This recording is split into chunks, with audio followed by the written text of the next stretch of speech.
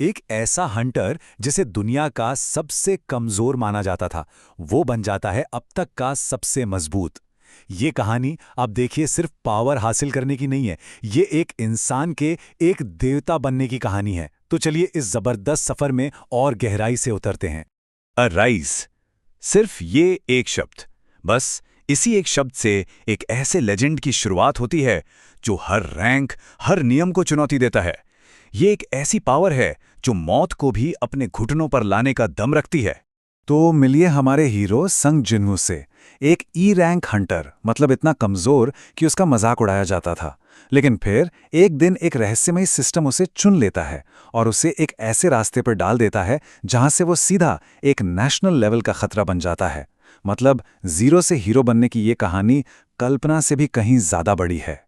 तो Jeju island red के बाद जिनवू अब कोई मामूली हंटर नहीं है, वो एक एस रैंक हंटर है, पूरी दुनिया में फेमस। लेकिन कहते हैं ना, जितनी बड़ी शोहरत उतनी ही बड़ी मुसीबतें। और इस नई शोहरत ने कुछ बहुत पुरानी और बहुत ज्यादा शक्तिशाली ताकतों का ध्यान अपनी ओर खींच लिया है। और यहीं एंट्री होती है मोनार्क्स की। ये कोई आम दुश्मन नहीं है, ये तो कॉस्मिक लेवल की शक्तियां हैं जो सदियों से एक युद्ध लड़ रही हैं और अब वो धरती पर आ चुके हैं। क्यों? क्योंकि वो जिन्वू का शिकार कर रहे हैं। जिन्वू जो अनजाने में उनके इस खतरनाक खेल का सबसे बड़ा मोहरा बन चुका है। अब एक तरफ तो ये कॉस्मिक लेवल का ड्रामा चल रहा है और दूसरी तरफ जिन्नू एक नॉर्मल लाइफ जीने की कोशिश कर रहा है। और इसका पहला कदम अपना खुद का गिल्ड बनाना। लेकिन जिन्नू के तरीके, जैसा कि हम जानते हैं, कभी भी नॉर्मल नहीं होते। तो जरा उसकी हायरिंग क्राइटेरिया पर नजर डालिए। उसे एक ऐसा मेंबर चाहिए जो भरोसेमंद हो, जिसके पास लाइसेंस हो और जिसे डंजन में लड़ने में जरा भी इंटरेस्ट न हो। अजीब है ना? मतलब साफ है, जिन्हू को कोई फाइटर नहीं चाहिए था। उसे सारा काम खुद ही करना था, बस कानूनी खानापूर्ति के लिए एक नाम की जरूरत थी। और फिर आती हैं एस रैंक हंटर चाहेन। उनके गिल्ड एंट्रेंस का टेस्ट, जिन्हू के सबसे तगड़े शैडो बेरू को हराना। और क्या जबरदस्त लड़ाई होती है दोनों के बीच। लेकिन इस लड़ाई का जो क्लाइमैक्स था वो किसी की जीत हार नहीं थी, वो था एक ऐसा इकरार जिसने सबको हैरान कर दिया। और फिर कहानी का मूड एकदम से बदल जाता है। मजाक मस्ती खत्म। जिन्वू की बहन के लिए जो एक मामूली दिन था, वो अचानक जिंदगी और मौत का सवाल बन जाता है। हुआ ये कि उसकी बहन जीना के स्कूल में ही एक डंजन ब्रेक हो गया। सोचिए, स्कूल में ऑक्स की पूरी फौज, और सबसे बुरी बात, जिन्वू उस वक्त मीलों दूर किसी दूसरे डंजन में फंसा हुआ था। लेकिन फिर जिन्वू आ पहुंचता है, और जब वो आता है तो उसके चेहरे पर सिर्फ और सिर्फ ठंडा बेरहम गुस्सा होता है। उसने ऑक्स की तरफ देखा और सिर्फ एक लाइन बोली, एक ऐसा कमांड जिससे उन सब की रूह कांप गई। ये कोई लड़ाई नहीं थी, ये तो नरसंहार था।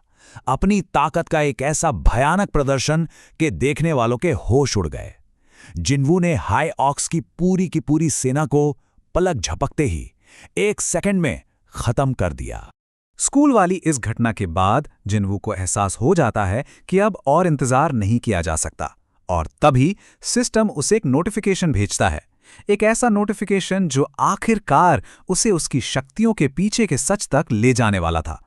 उसे मिलती है एक चाबी, उसी जगह की जहां यह सब कुछ शुरू हुआ था। मगर एक पेंच था। इस चाबी पर एक टाइमर लगा हुआ था, एक लंबी उल्टी गिनती।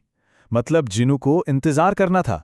ये इंतजार का वक्त था, सच का सामना करने से पहले की खामोशी, जब वो आखिरकार सिस्टम बनाने वाले से मिल पाता। और फिर वो दिन आता है जिन वो उसी खौफनाक डबल डंजन में वापस कदम रखता है। लेकिन इस बार सब कुछ अलग था। पिछली बार वो एक कमजोर शिकार था, इस बार वो एक चैलेंजर बनकर आया था। पर ये फाइनल टेस्ट बिल्कुल भी आसान नहीं होने वाला था। आर्किटेक्ट ने कुछ नियम बनाए थे। पहला, लड़ना अकेले होगा, मतलब कोई शैडो आर्मी नहीं। दूसरा, कोई हेल्थ पोशन या स्टोर का इस्तेमाल नहीं। सीधी सी बात है, आर्किटेक्ट जिन्वू की उधार की ताकत नहीं बल्कि उसकी अपनी असली ताकत देखना चाहता था। और इन सब के ऊपर एक टाइमर, सिर्फ 10 मिनट। 10 मिनट में आर्किटेक्ट को हराना था, वरना सिस्टम खुद मखुद जिन्वू का दिल रोक देता। करो या मरो वाली हालत ही बिल्कुल। और ठीक यहीं पर कहानी का सबसे बड़ा ट्विस्ट सामने आता है। ये कोई टेस्ट था ही नहीं, ये एक धोखा था, एक साजिश। आर्किटेक्ट का असली मकसद जिन्वू को मिटाकर उसके शरीर को असली शैडो मोनार्क की आत्मा के लिए एक बर्तन की तरह इस्तेमाल करना था।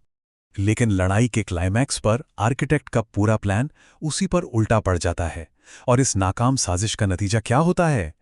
जिनवू का अंतिम पुनर्जन्म वो पहले से कई ज्यादा ताकतवर होकर वापस आता है। तो ये ब्लैक हार्ट क्या है? ये शैडो मोनार्क की शक्ति का असली सोर्स है। एक ऐसी चीज जो माना का असीमित भंडार देती है और मौत पर पूरा कंट्रोल। आर्किटेक्ट का प्लान था इसे जिनवू में डालना, लेकिन जिनवू की अपनी काबिलियत इतनी ज्यादा थी कि वो उस शक्ति का नया मालिक ही बन गया। और इस नई पावर का असर जरा इन नंबर्स को देखिए। ब्लैक हार्ट से पहले जिनवू का माना लेवल था करीब 94,000 और ब्लैक हार्ट मिलने के बाद ये सीधा 1 लाख को पार कर गया। मतलब 10 गुना से भी ज्यादा का उछाल, वो भी एक झटके में। और फिर आता है वो सिस्टम अलर्ट, जिसने पूरा खेल ही पलट दिया। निर्माता का एक्सेस ब्लॉक कर दिया गया है। प्लेयर के पास अब पूरा अधिकार है।